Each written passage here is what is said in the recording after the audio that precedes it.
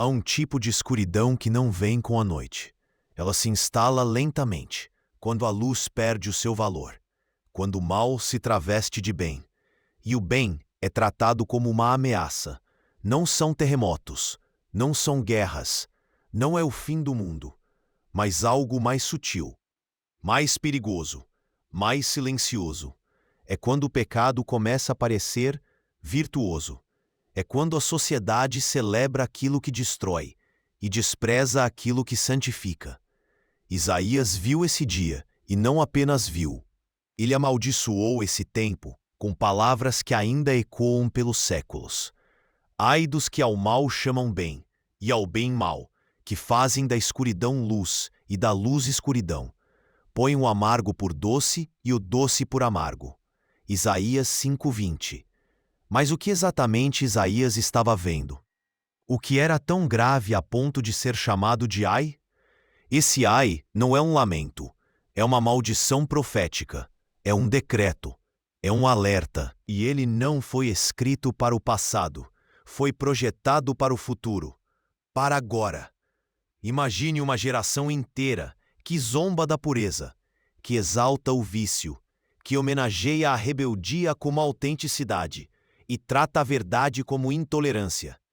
Essa geração não está mais a caminho do juízo. Ela é o próprio juízo. Isaías vivia em Jerusalém, a cidade onde o templo brilhava com ouro, mas por trás das cortinas a corrupção apodrecia os líderes. O povo ainda oferecia sacrifícios, mas o coração estava longe. E o profeta via tudo isso. Via as festas, via a música, via o vinho correndo como rios nas casas dos príncipes, e ao mesmo tempo via a fome, a injustiça, a exploração, a opressão dos justos. Ele não falava apenas de ações erradas, ele falava de uma inversão total de significado, de um sistema inteiro corrompido, em que o pecado era redefinido como progresso, e a santidade como fanatismo. Aí entra o peso das palavras. Ai dos que ao mal chamam bem. Ele não diz pecadores, ele não diz malfeitores, ele diz os que redefinem. Porque há um tipo de pecado que ultrapassa o ato, que mexe com as estruturas da realidade, que distorce os pilares da moral. Esse é o pecado da inversão, e ele é tão letal porque não precisa mais se esconder. Ele se disfarça de liberdade, de tolerância, de inclusão, de empatia. Mas por trás da linguagem doce há veneno, porque o que Isaías via não era apenas corrupção. Era uma geração inteira ensinando as próximas a enxergar o mal como virtude. Isso é mais profundo que um erro moral. É um sistema espiritual operando. Em Gênesis, a serpente não obrigou Eva a pecar. Ela apenas sugeriu que o mal talvez fosse bem. É certo que não morrereis. Ela trocou luz por trevas, doce por amargo, mentira por verdade. Isaías viu essa mesma serpente, agindo séculos depois, não mais no Éden, mas nos palácios, nos tribunais, nos púlpitos. E hoje ela continua, com novos nomes, novas narrativas, novas bandeiras. Mas o espírito é o mesmo. Isaías não foi um profeta qualquer. Ele teve visões do trono. Ouviu anjos clamando, Santo, Santo, Santo. Foi enviado para confrontar reis.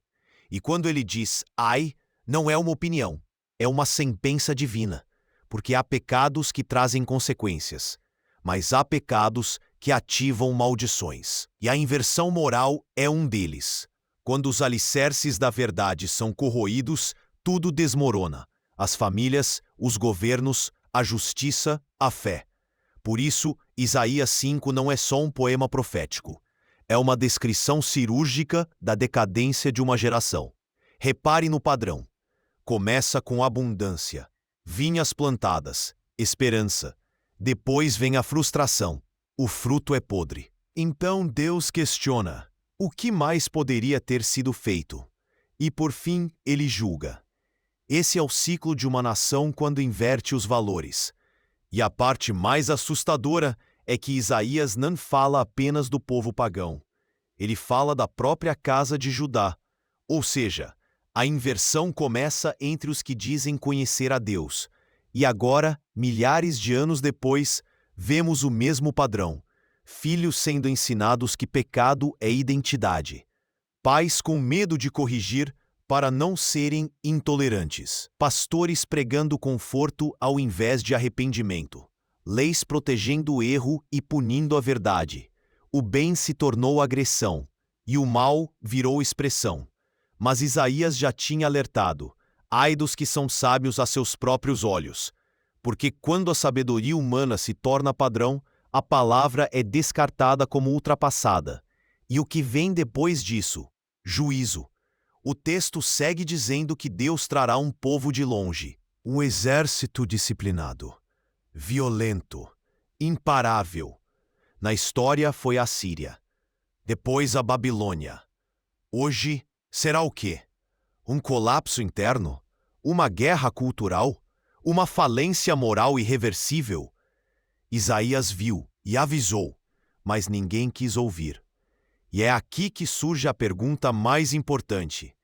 Será que ainda dá tempo de voltar? Ou a maldição já foi ativada? Há um ponto em que o céu se cala, não por fraqueza, mas por juízo. Isaías viu a misericórdia sendo oferecida e sendo rejeitada. Ele pregou entre portas, clamou nos portões, advertiu reis e príncipes, mas a resposta era sempre a mesma: zombaria, desprezo, silêncio. E então veio a sentença. Como a língua de fogo consome a palha, e a erva seca cai pela chama, assim a raiz dele será como podridão, e a flor dele subirá como pó, porque rejeitaram a lei do Senhor. Isaías 5:24. Não foi apenas o erro, foi a recusa em se arrepender. Foi a insistência em chamar de luz aquilo que era treva. E isso é a maldição. Não é um castigo que vem de fora. É um colapso que começa por dentro. Uma nação que celebra o pecado não precisa que Deus a destrua. Ela mesma se destrói. Mas aqui está o que muitos ignoram. Deus não amaldiçoa sem antes avisar.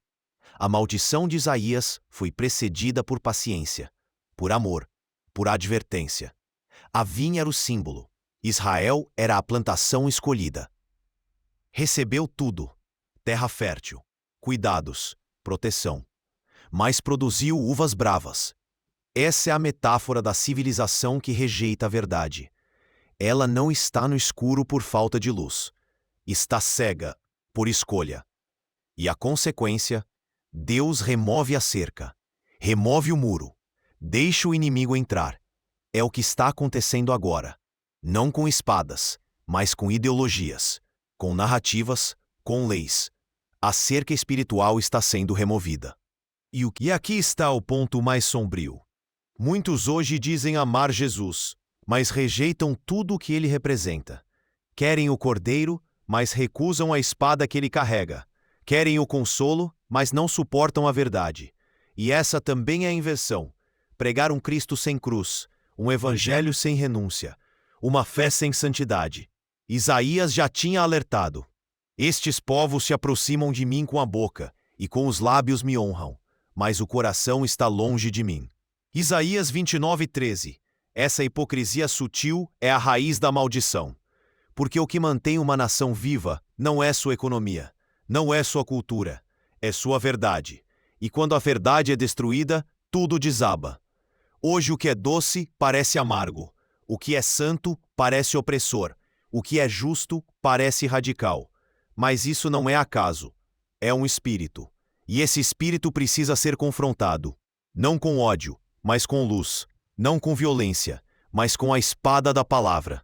Porque se ninguém levantar a voz, as pedras clamarão, ou os céus se calarão, e o juízo virá. Mas aqui tem o último mistério. Isaías fala de ai, mas também fala de restauração. Ele viu um povo cego, mas também viu um remanescente.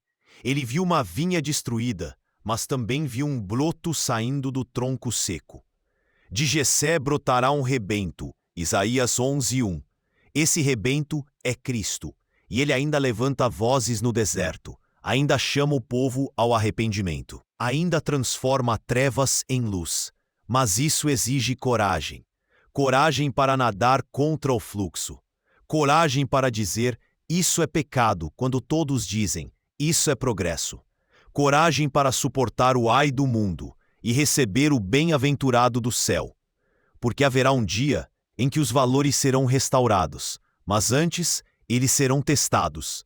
A profecia de Isaías não é apenas juízo, é também um filtro, para ver quem permanece de pé quando a verdade cair em desgraça, e quem troca a sua coroa por aplausos humanos. No fim, o mal será chamado de mal novamente, e o bem será exaltado.